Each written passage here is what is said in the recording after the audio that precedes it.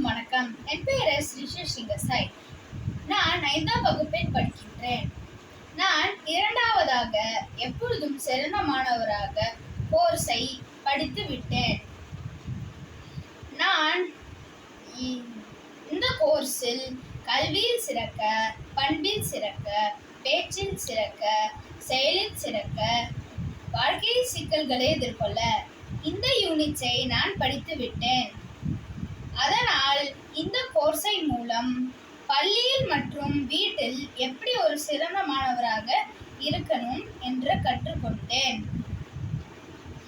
நான் சின்ன வயசில் இருக்கும்போது எனக்கு என்னோட அப்பா அம்மா என்ன சொல்றாங்க, எப்படி ஒரு சிறந்த மாணவராக இருக்கணும் என்று சொல்லும்போது எனக்கும் புரியாது.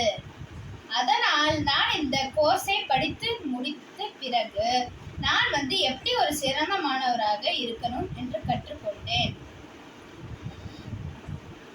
இந்த கோர்ஸை கற்றுக் கொடுத்த தங்கமணி ஐயாவுக்கு மிக்க நன்றி. தெய்வ திருக்குறளுக்கு நன்றி.